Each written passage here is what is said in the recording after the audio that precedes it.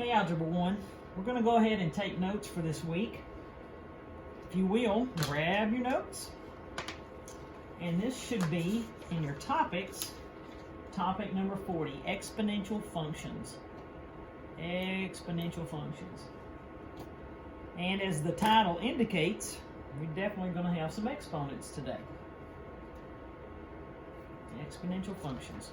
I'm going to go ahead and turn to that page. If you will, go ahead and put your title on the next page. Just to make the video go a little faster, I went ahead and kind of got the page set up. So if you need to hit pause anytime to kind of set this up, you're welcome to. We're going to use an activity that I have used for a number of years called vampire epidemic, which is kind of fitting for what we're going through right now. We have an epidemic or a pandemic where a virus is spreading quickly. And in this particular problem, we're going to have some vampire bites. All right, I'm just going to read the problem. A vampire came to town and bit an unwary victim, turning them into a vampire also. These two vampires then each bit another victim, and this pattern continued, growing the number of vampires in town. Create a table of values to represent this epidemic growth, comparing the number of bites to the number of vampires. So they have a little table here, and I just have recreated that in my notes. So if you want to join me in that, again, hit pause if you need to. But notice that the problem said that a vampire just came to town and he bit somebody. So, but when he first came to town, no bites had yet occurred. The vampire just walked into town. There's one vampire in town before he ever even bites somebody. And I knew to put bites on X and vampires on Y simply because how many vampires there are depends on how many bites have occurred. Remember, this depends on this kibble-sided.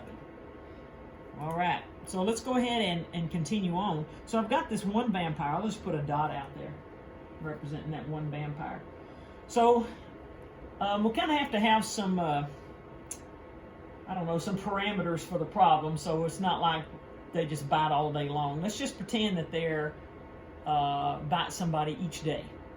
Every vampire that's in that town bites one person a day, and let's just pretend that they all bite at noon. Okay, so noon comes along and that vampire says, okay, it's time to bite somebody. So he bites somebody, and so now there are two vampires after the first bite. So this vampire, if you look here, that vampire is on this line, and then here's the person he bit. All right, next day at noon, this is the second bite session, if you will, if you want to refer to it as a bite session, how many times the bites occurred. So on the second bite, these two vampires that exist, here they are, let's put them down here on this day, and then they each bite somebody. So now there's four vampires. And then the next day at noon, these four vampires, I'll draw them, here they are, on the fourth day, well, the third bite day, the fourth day, they each bite somebody. So now there's four new vampires. So I've got 8 total vampires. So this is going to be our total number of vampires after the number of bite sessions. Well, it doesn't take long to figure out what's going on.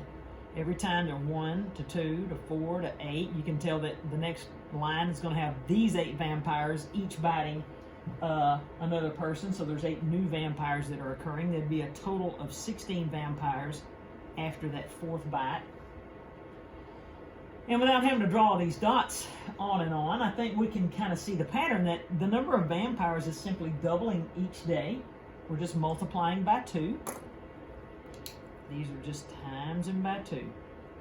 Every time, times in by 2. So if I continued that pattern, we'll just go down. Let's go all the way to 4, 5, 6, 7, 8. After 8 bites. And that would give us enough data to go by. Now I'll keep doubling. 16 times 2 is 32. 32 times 2 is 64. 128. And 256. Well, we have some experience from last week's lesson to know that we can put that data into our statistics on our calculator. So if you will,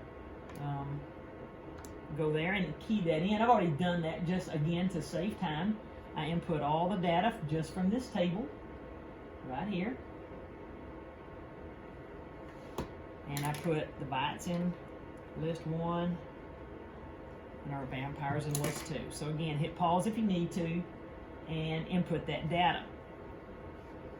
All right, once you have all that data put in, now we need to fix our window to match our data so that we can see it. So my bytes go from 0 to 8, so I just went -1 to 10. That covers it. Goes a little lower than my lowest, a little higher than my highest. And if I'm just going -1 to 10, taking scale jumps of 1 is appropriate. Vampires go from 1 to 256, so I just went from -1 to 300 by a scale of 50. And then you want to turn your stat plot on.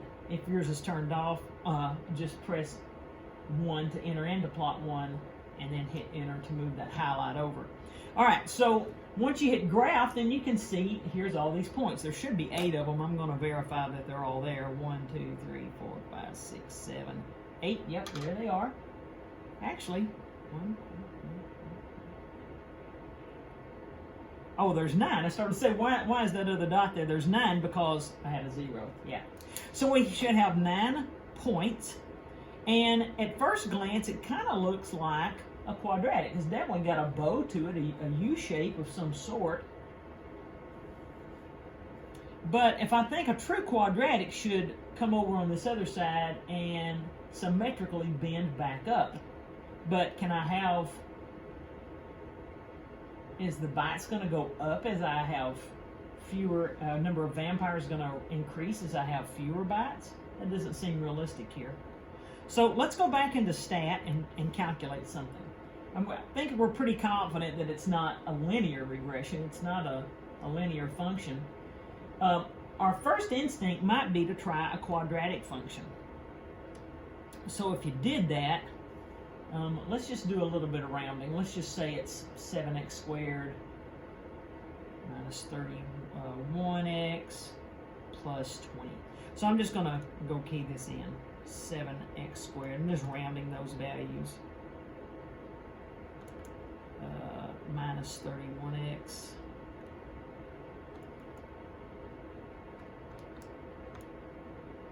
Looking at my home screen. Plus 20. And just to get a rounded version to see if it's anywhere near. Plus 20. When I hit graph, it should graph that line. And it's close, but it kind of misses the mark. I think we can do better because you can see there is a very definite pattern here. I shouldn't just have to estimate and hope I get kind of close. So let's go take that one out and go back into stat. Right arrow to calculate.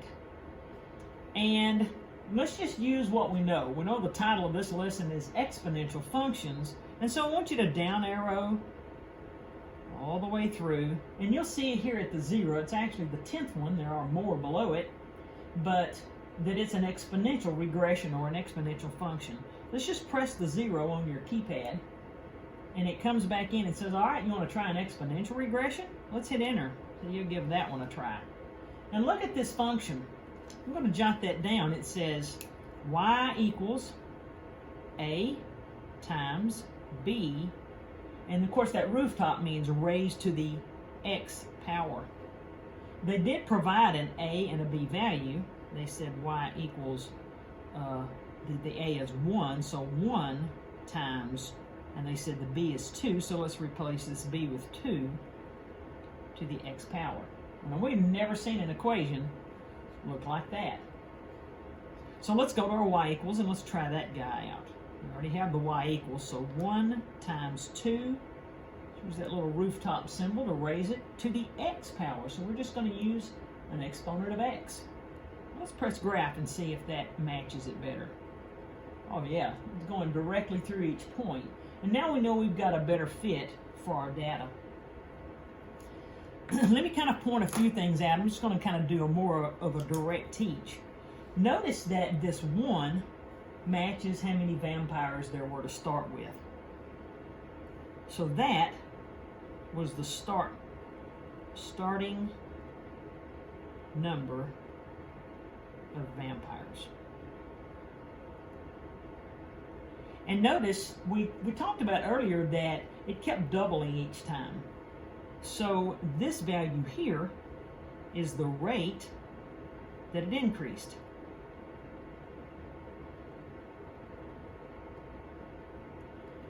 It kept doubling every time, so the rate of increase was 2 with each byte. Well, we can conclude here that an exponential function, and I'm going to come back to the top and write it kind of in this area. An exponential function is this: y equals a times b to the x, where a represents the start value, no matter what it is you're counting, and b represents your rate of change.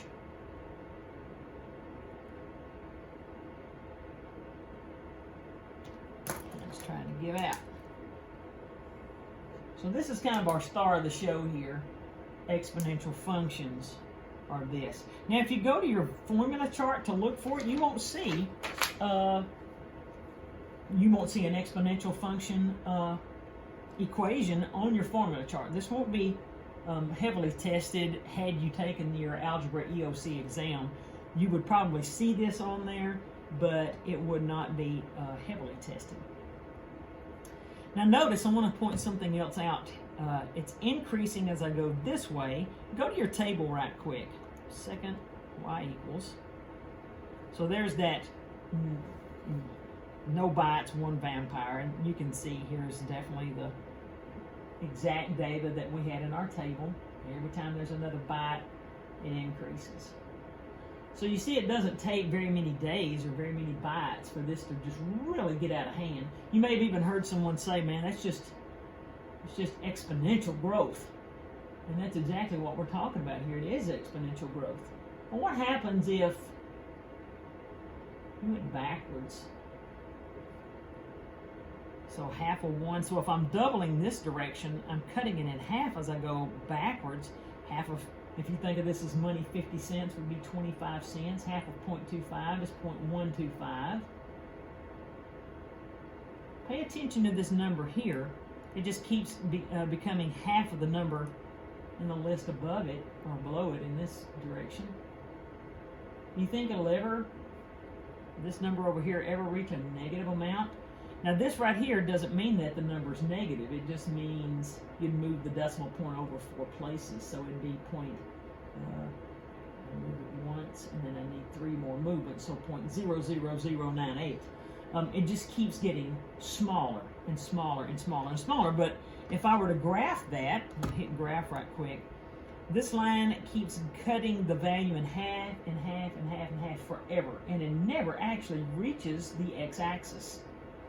And that line that it's forever trying to reach has a name. Let's write that down here in our notes. The line that the function, that the function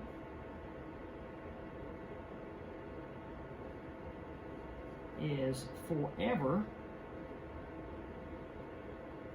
trying to reach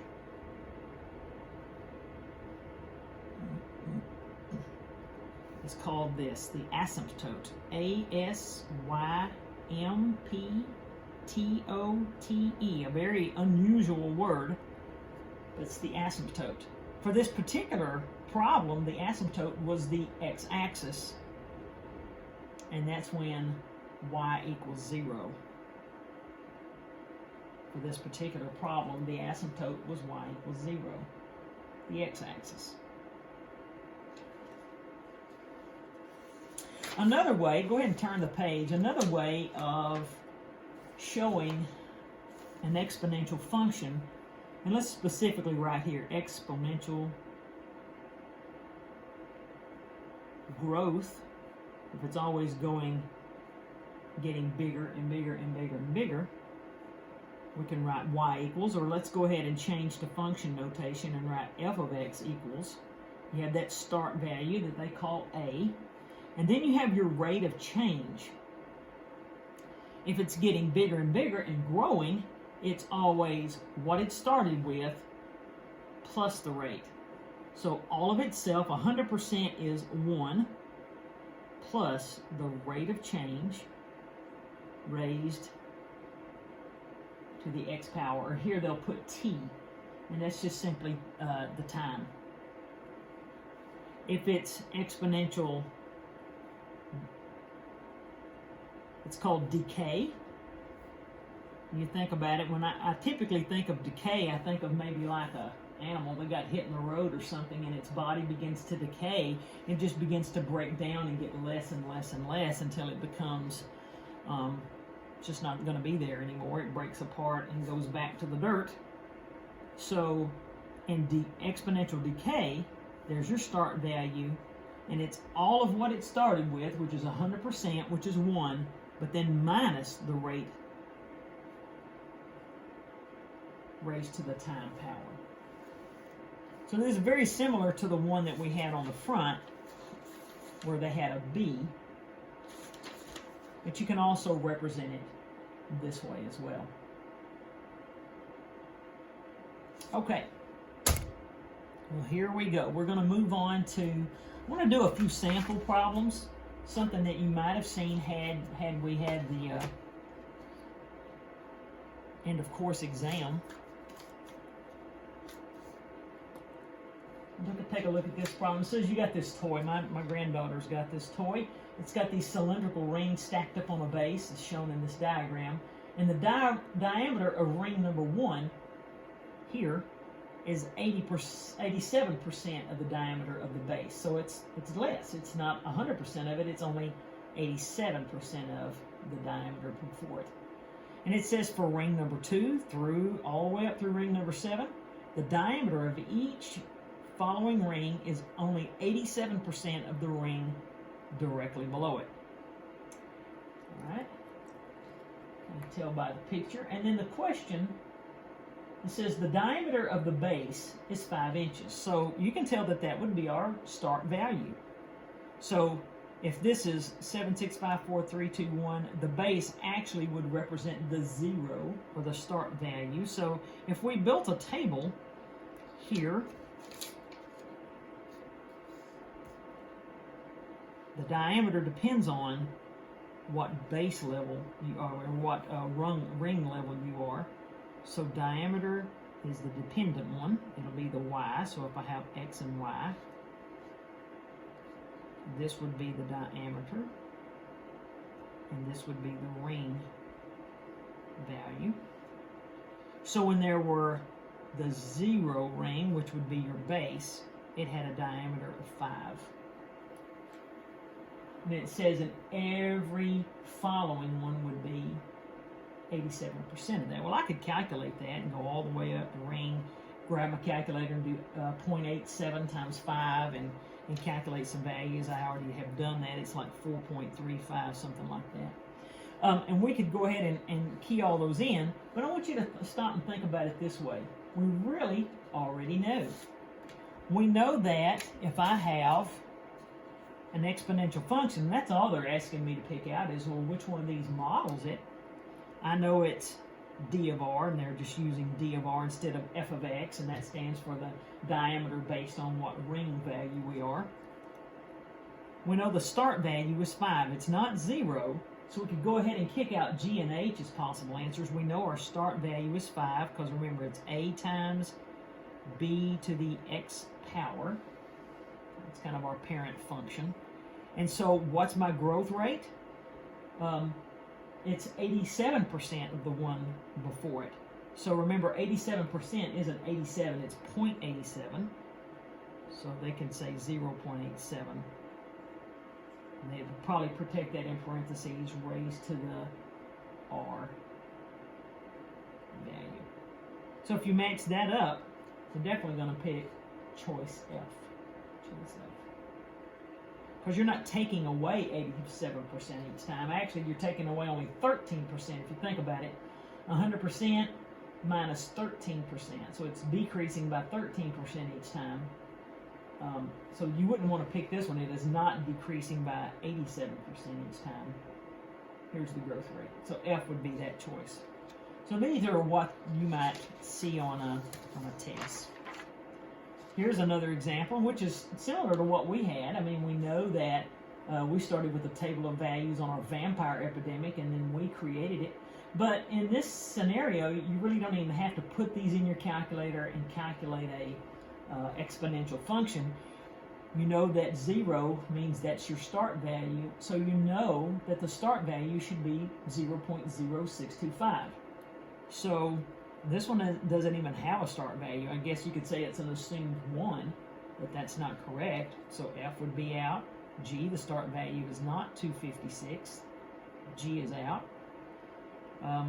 J is out because it says the start value is 0.5. I mean, I didn't really even have to do any particular math, and I could look right here and go, well, H has got to be it. It's the only one with the correct start value. But if I were y'all, I would never, on an exam, just pick one by my assumptions and say, I'm sure that's it. I would definitely want to double check that. So I'm going to go here and clear out that whole thing. I'm actually just going to type in what we have here on H, where it says 0.0625, parentheses 4, and we're going to raise it to the x power. And all I got to do is check the table and make sure it matches. Oh, I have 2 decimals. Of course, that what's going on.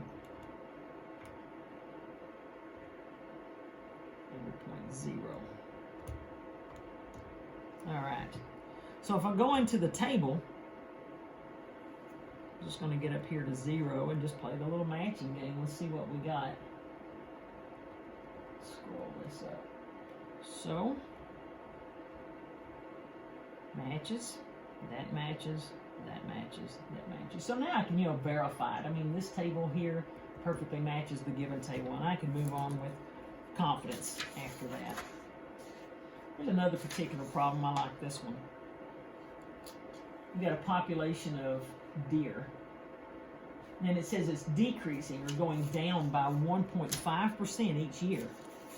So at the end of 10 years, there's going to be approximately 1,290 deer in the population, which function can be used to determine the number of deer, Y, in this population at the end of T years. So we know that we're going to have Y equals, they used Y equals instead of F of X. We know the start value. It says you got a 1,500 deer population, so we know that this is our start value. Let's see if I can eliminate. No, they all start with that. But you have to be careful on this one. Your temptation might be to go here because 1.5% means 1.5 out of 100. If you took your calculator and did 1.5 divided by 100, or you did Dr. Pepper, that's 0.015. So that's where they're getting these. It's certainly not D. I can go ahead and kick that out. 1.5% is not 1.5. So D would be eliminated from the get-go. And it's not going up. It says it's decreasing, so I know it's not going to be this plus one. So we can get this down to A and B and go, okay, so what's happening? Which one of these would provide the right outcome? All you got to do is test each one out. And so let's have a 1,500 parentheses 1 minus 0.015 raised to the x power.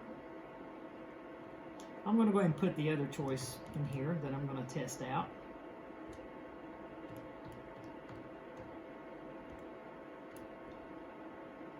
And I'm just going to visit the table.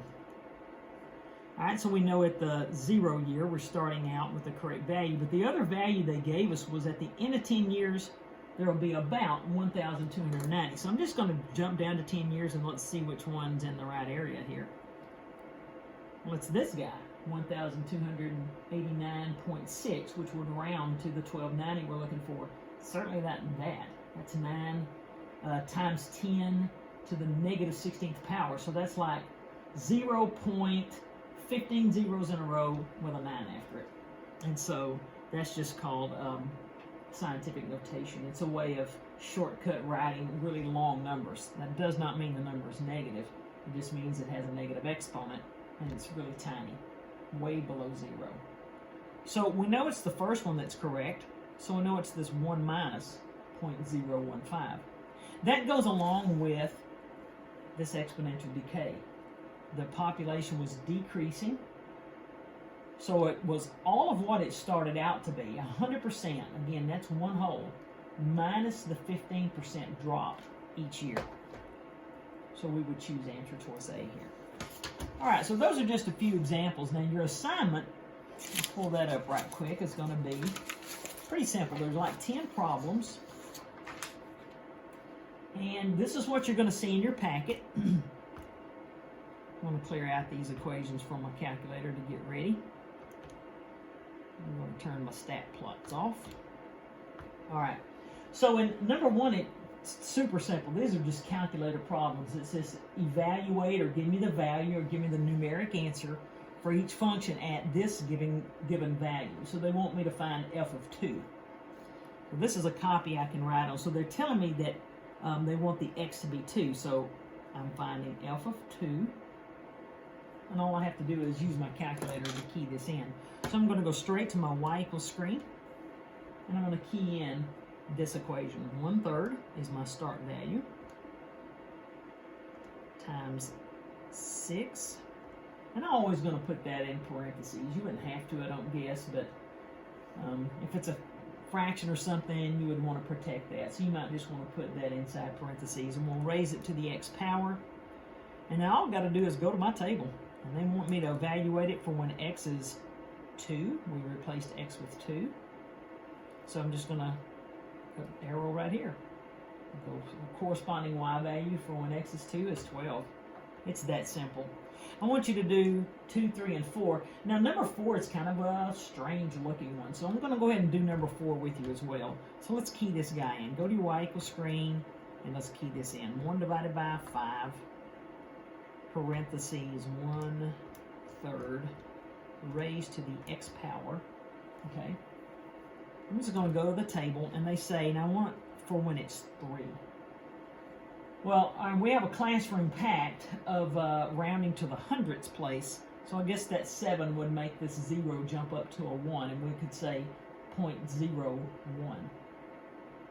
And I would accept that answer. But I want to show you something else you can do. Let's go to our home screen, just quit second mode. And let's type that in again. 1/5 here on our home screen, not in the y equals. More parentheses 1/3. And let's go ahead and drop in the x value is 3. So instead of saying raise it to the x, let's raise it to the 3rd power. And now we have that same value that we saw on our table, but it's on our home screen when I can actually manipulate it a little bit. And you can say, hey calculator, you can see a pattern going on here. It's 0.0074, 074, 074. So we have a repetitive value. What fraction would that be? And I could hit math 1, enter.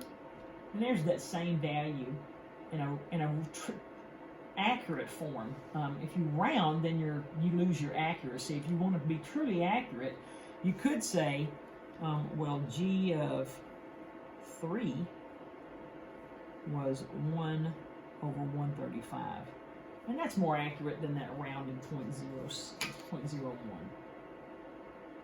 Okay.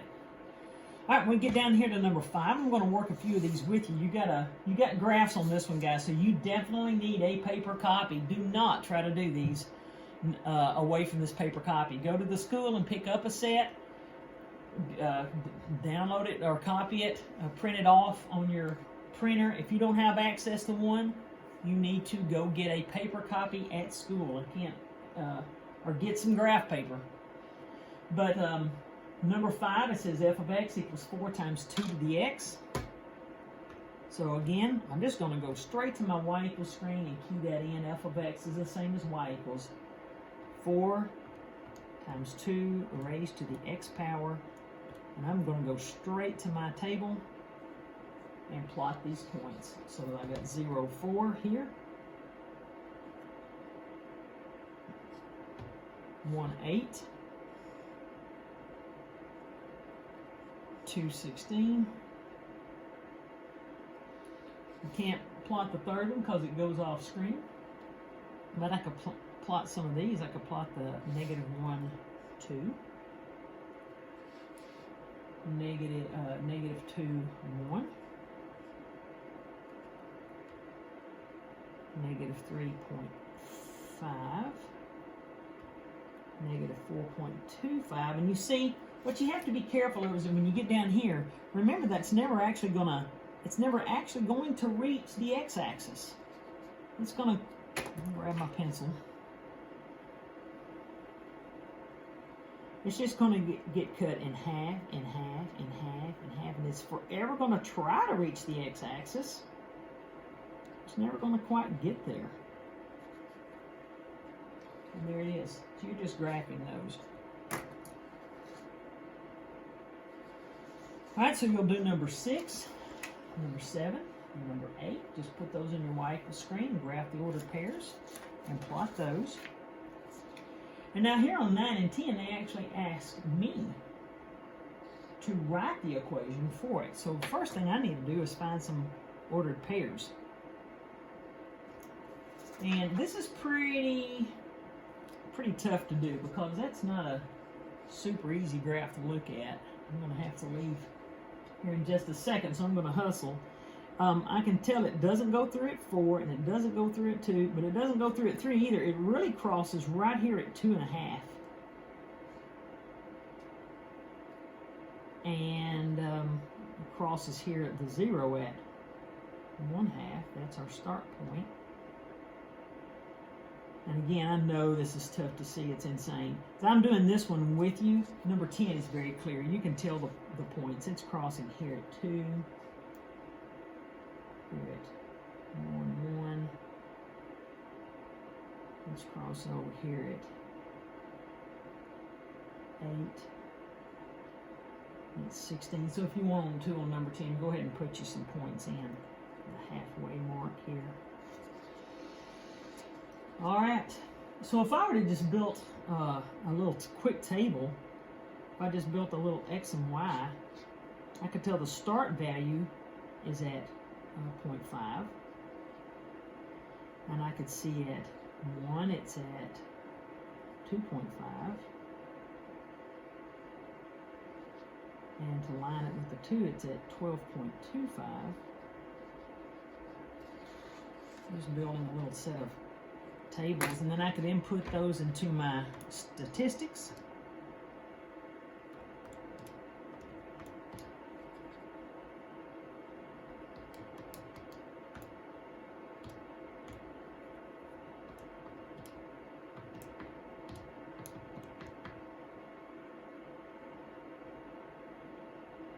Is that 12.25? It's 12.5, guys. Not 12.25, just a 12.5.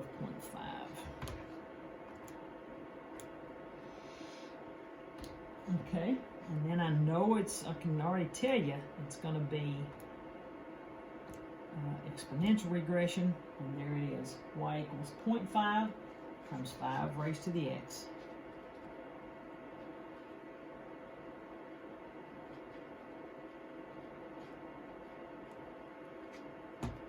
Straight from your calculator. So there's your answer on number 9. All right. Guys, you know to call me if you need any help. I love you. This will be due Friday of next week. Call me if you need me, guys. Love you. Bye.